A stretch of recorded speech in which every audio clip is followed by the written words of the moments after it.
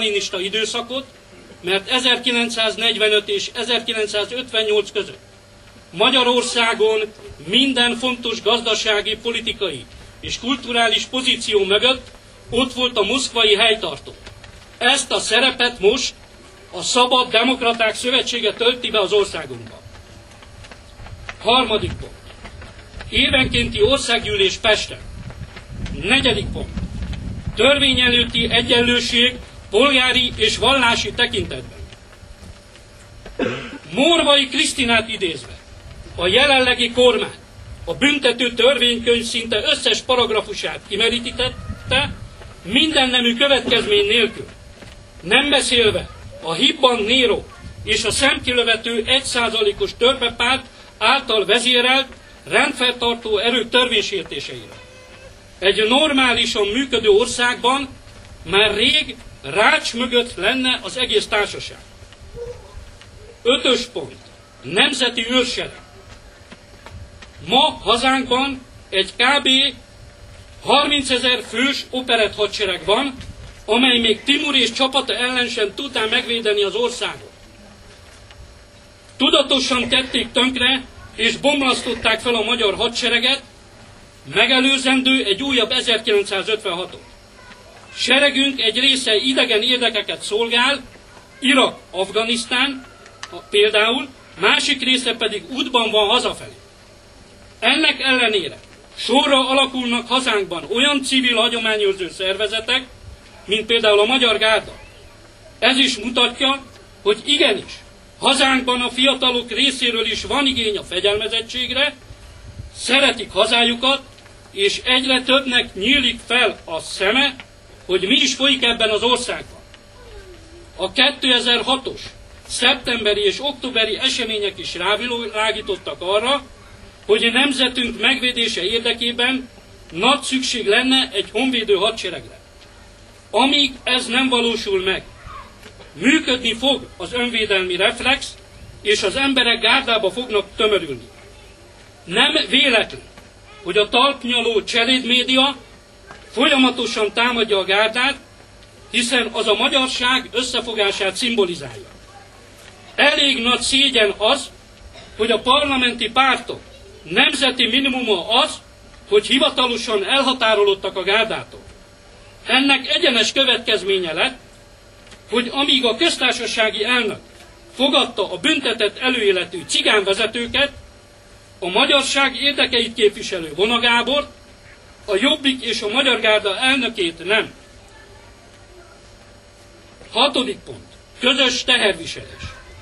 Jelenleg Magyarországon a multinacionális cégek összesen 3% adót fizetnek, viszont extra profitjuk az elmúlt 20 évben 300-szorosára nőtt, közben kapják a hihetetlen mennyiségű állami támogatást. A magyar kis- és középvállalkozók, valamint a pozíció nélküli közalkalmazottakat pedig agyonadóztatják. Mindez egyben azt is jelenti, hogy tovább növeli a hatalom a szakadékot a gazdagok és szegények között, azzal, hogy a középosztály tudatosan taszítja lefelé az elszegényedés lejtőjét. 7. pont. Úrbéri viszonyok megszüntetése. 8. pont. Esküdtszék, képviselet, egyenlőség alapján. 9. pont. Nemzeti Bank. Az újonnan alakult parlament első döntései között volt, hogy önként lemondott a bankjegyek nyomásának felügyeleti jogáról. A pénzünket külföldön nyomják, és még kamatot is kell fizetnünk érte. Lényegében az egész bankrendszerünk külföldi kézben van. 10. pont. A katonaság esküdjék meg az alkotmányra, a magyar katonákat ne vigyék külföldre, a külföldieket vigyék el tőlük. Jelenleg a magyar katonák idegenföldön való állomásosztatása hihetetlen összegeket emészt fel az adófizetők pénzéből, és mindezt idegen érdekekért teszik. Azt hiszem, ez az egyik pont, amelyik a legaktuálisabb napjainkban Magyarországon. 11. pont. A politikai státusfoglyok szabadon bocsátassanak. Még most is több mint 100 ember ellen folyik politikai koncepciós per hazánkban, a legújabb adatok szerint. 12. pont. Unió Erdélye. Reméljük, hogy 2004. december 5-e eseményeinek, tragédiájának ellenére az erdélyi magyarság segít megmenteni hazánkat, hiszen őket még nem érintette ez a hihetetlen mértékű liberális agymosás. Ők még igaz magyarok. Nemrégiben az izraeli államfő bejelentette, hogy felvásárolják Magyarországot. Nem tűnt fel önöknek, hogy ez ellen egyetlen parlamenti párt sem tiltakozott?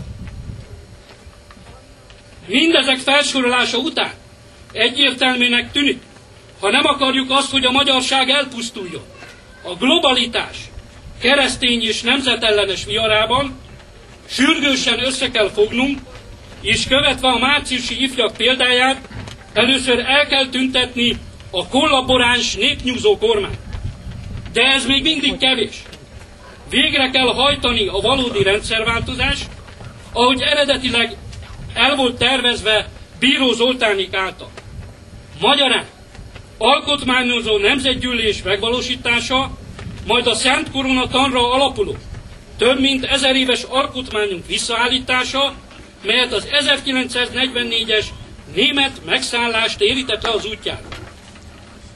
Ugyanis a mai tragikus helyzetünk nagyban köszönhető az elhazudott, elcsalt rendszerváltásnak és a jelenleg is működő, toldozott, foltozott, sztálini típusú alkotmánynak. Mindezek megvalósításához az 1848-49-es forradalom és szabadságharc példáját követve kívánok sok erőt és kitartást mindannyiunknak, szebb magyar jövőt, talpra magyar! Köszönöm, hogy meghallgattak.